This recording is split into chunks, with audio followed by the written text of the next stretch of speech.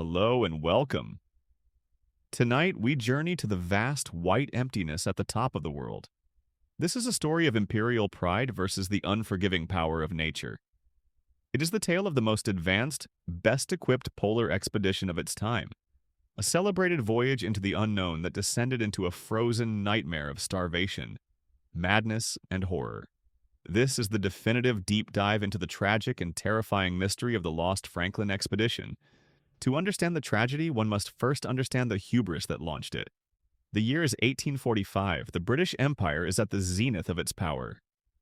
It is the age of Victorian confidence, a time when science, industry, and the might of the Royal Navy seemed capable of conquering any challenge.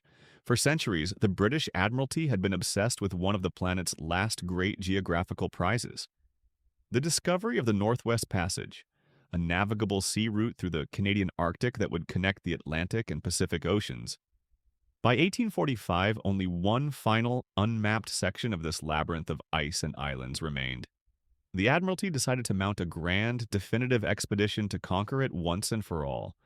This was to be no ordinary voyage. It was the most technologically advanced and well-supplied polar expedition in history. They chose two of their strongest ships, HMS Erebus and HMS Terror. These were not mere wooden sailing vessels, they were bomb vessels, warships built with reinforced hulls designed to withstand cannon fire, and by extension the crushing pressure of sea ice. They were refitted with the latest technology, steam engines to power propellers for navigating through ice floes, and a primitive form of central heating for the crew. They were packed to the brim with provisions for a 3-year journey, including over 8,000 tins of canned food, a new technology that was supposed to make starvation and scurvy a thing of the past. To lead this monumental undertaking, they chose a seasoned, if somewhat controversial veteran, Sir John Franklin, a 59-year-old naval officer and Arctic explorer.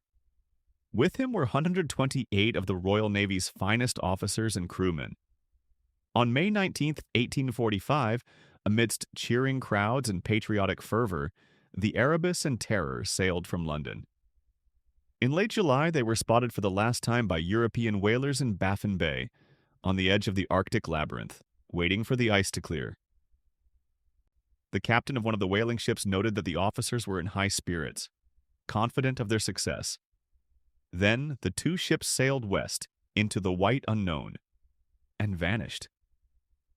For 2 years there was no word, but there was little concern in Britain. The expedition was planned for 3 years. No news was considered good news.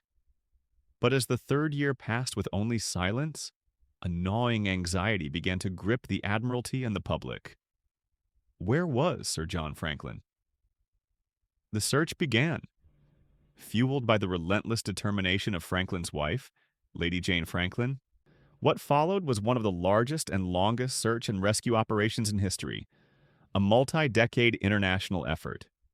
In 1850, the first traces of the expedition were found.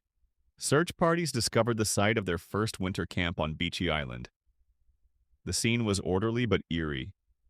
They found the remains of a small stone hut, neatly stacked empty food tins and other discarded equipment.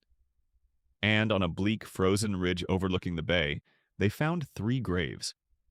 The headstones bore the names of 3 young crewmen who had died in the first winter of 1846, likely from tuberculosis or pneumonia.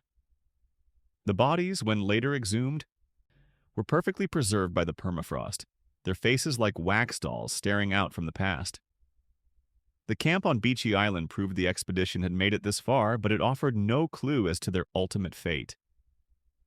The trail went cold again. The next and most horrifying breakthrough came not from British search parties, but from a Scottish explorer named Dr. John Ray, who was surveying the region for the Hudson's Bay Company. In 1854, near Pelly Bay, Ray encountered a group of local Inuit hunters. They had a shocking story to tell. A few years earlier, they had met a group of about 40 starving, desperate white men who were dragging a sledge and a boat southwards. The men communicated through sign language that their ships had been crushed by the ice and that they were heading south in search of game. Later that season, the Inuit hunters had come across the men's camp. What they found was a scene of ultimate horror. Bodies, some dismembered, lying in and around tents. The Inuit told Ray with clear disgust that, from the mutilated state of many of the corpses and the contents of the kettles, it is evident that our wretched countrymen had been driven to the last dread alternative as a means of prolonging existence. It was cannibalism. As proof, the Inuit sold Ray several items they had recovered from the dead men, including silver spoons and forks that bore the crests of Sir John Franklin and his officers. When Ray's report reached London, it was met with a storm of outrage and denial. The Victorian public, steeped in a sense of their own cultural superiority, refused to believe that their heroic Royal Navy men could have resorted to such a savage act. They attacked Dr. Ray's credibility and vilified the Inuit as unreliable liars. The great author Charles Dickens himself led a public campaign to discredit the story. But Ray's report, though horrifying, was the grim truth. And it pointed the search towards a new, crucial location, King William Island. In 1859, a final search expedition, funded by Lady Franklin and led by Captain Francis McClintock, finally found the Rosetta Stone of the Franklin mystery. At a place called Victory Point on the northwest coast of King William Island, they found a stone cairn. Inside was a small tin cylinder containing a single standard-issue Royal Navy form. On this form, 2 messages had been written. The first message, dated May 28, 1847, was written in a neat hand in the main body of the form. It was a message of standard, confident progress.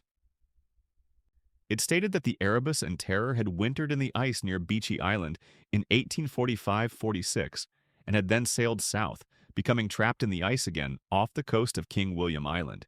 It ended with the cheerful words, "All well." But around the margins of this same document, a second message had been scrawled in a different, more urgent handwriting. This message was dated nearly a year later, April 25, 1848. It was a message of pure despair. It reported that the ships had been trapped in the ice for a year and a half. 24 men, including the expedition's leader, Sir John Franklin, had died. Sir John Franklin himself had died on June 11, 1847, just 2 weeks after the cheerful "all well" message was written. The note then stated that the 105 surviving men, under the command of Captain Francis Crozier, were abandoning the ships the next day to begin a desperate march south, towards the Back River on the Canadian mainland. This single document was a window into their doom. It explained what had happened to the ships and when the disaster had truly begun.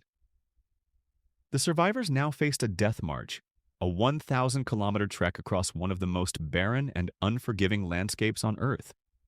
They were already weakened, and they made the fatal decision to drag heavy, unnecessary lifeboats filled with silverware, books, and other useless items, a testament to their desperation and perhaps their deteriorating mental state.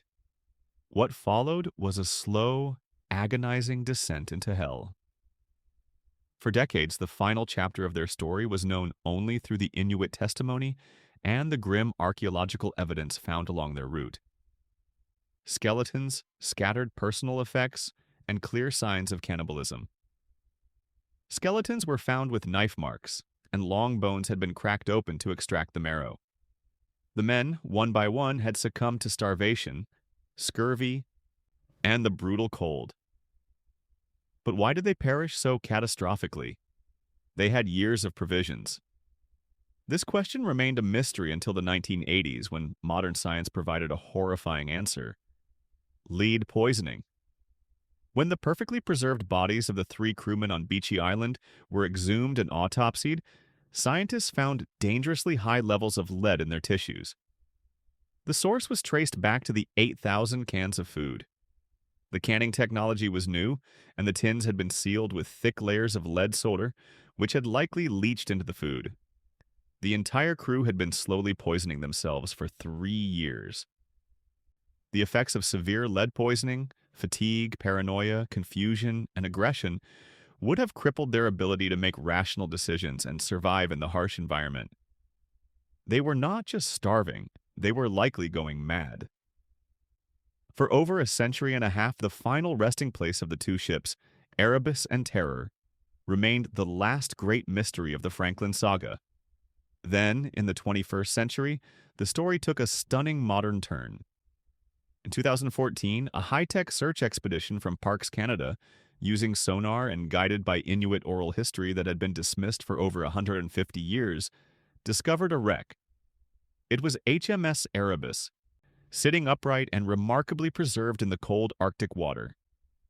2 years later, in 2016, in a place the locals called Terror Bay, they found the second ship, HMS Terror, in even more pristine condition. The ghost ships had been found.